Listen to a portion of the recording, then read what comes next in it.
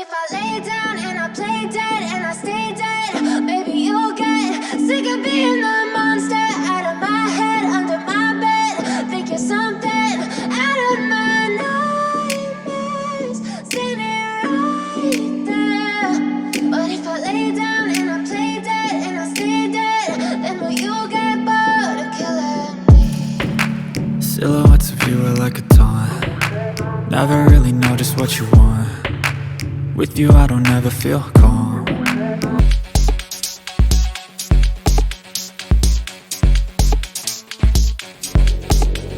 Hai, jumpa lagi bareng channel berita terupdate, Trend News TV.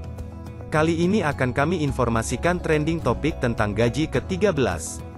Okelah kalau begitu kita simak saja videonya. Yuk! Pemerintah diketahui akan memberikan gaji ke-13 bagi seluruh aparatur sipil negara, ASN, pada 2022. Penegasan itu disampaikan Menteri Keuangan Sri Mulyani beberapa waktu silam, saat mengumumkan pencairan THR PNS. Untuk gaji ke-13 pengaturan pemberian THR di dalam PP nomor 16/2022 tersebut juga mengatur pemberian gaji ke-13 ini seperti yang selama ini dilakukan, tujuannya untuk membantu seluruh aparatur terutama saat menjelang tahun ajaran baru pada Juli, ujarnya dalam konferensi pers virtual. Untuk THR dan gaji ke-13 tahun 2022 ini dilakukan penyesuaian besaran, yaitu diberikan sebesar gaji dan pensiunan pokok plus tunjangan yang melekat pada gaji atau pensiunan pokok, yaitu yang tadi saya sampaikan, tunjangan keluarga, tunjangan pangan, dan tunjangan jabatan struktural fungsional umum yang disebut tunjangan melekat. Dan untuk tahun ini kita tambahkan 50% dari tunjangan kinerja per bulan bagi yang mendapatkan tunjangan kinerja. Jadi besarannya lebih besar dari tahun 2021. Karena THR dan gaji ke-13 diberikan kepada aparatur negara, dalam hal ini aparatur negara di pusat dan di daerah, termasuk TNI dan Polri. Nah, untuk instansi pemerintah daerah yang mengelola aparatur negara daerah, ASN daerah, paling banyak 50% tambahan penghasilan dengan tentu memperhatikan kemampuan kapasitas fiskal daerah masing-masing yang diatur sesuai dengan peraturan perundang-undangan. Jadi kalau untuk pemerintah pusat tadi tunjangan kinerja per bulan ditambahkan kepada THR dan gaji ke-13, untuk instansi daerah 50% adalah paling banyak 50% tambahan penghasilan. Tentu memperhatikan kemampuan fiskal masing-masing daerah. Gaji ke-13 adalah tambahan penghasilan bagi PNS dengan menggabungkan beberapa komponen seperti gaji pokok, tunjangan melekat, serta tunjangan kinerja, TUKIN.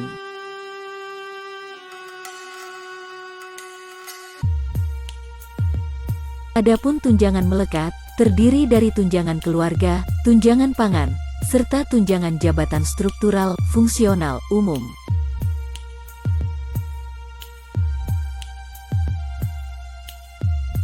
Untuk teknis pengaturan pemberian gaji ke-13 akan dilakukan melalui Peraturan Menteri Keuangan, Permenke untuk yang bersumber dari APBN, serta Peraturan Kepala Daerah, Perkada, untuk yang bersumber dari APBD.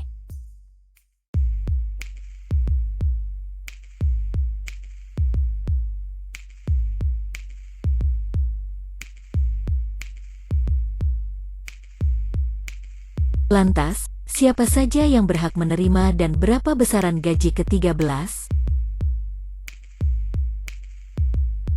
Berdasarkan Peraturan Menteri Keuangan Nomor 75 PMK 05/2022, daftar penerima gaji ke-13 adalah sebagai berikut.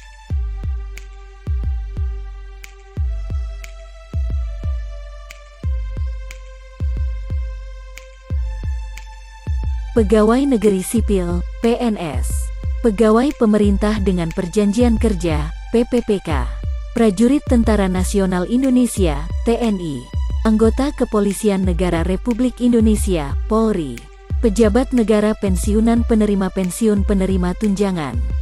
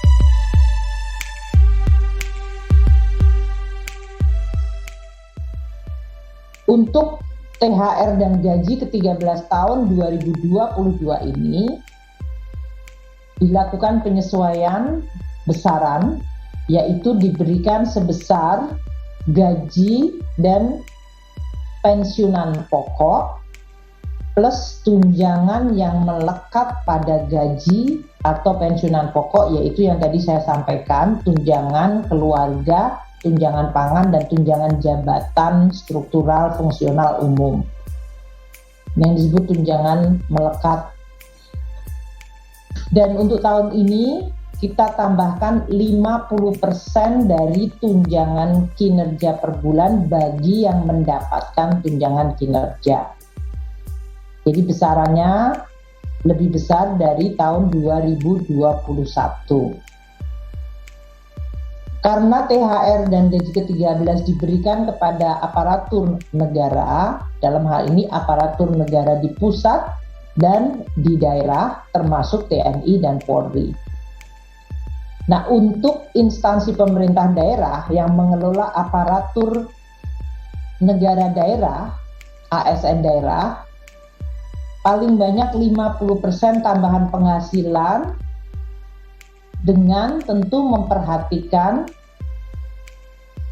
kemampuan kapasitas fiskal daerah masing-masing yang diatur sesuai dengan peraturan perundang-undangan.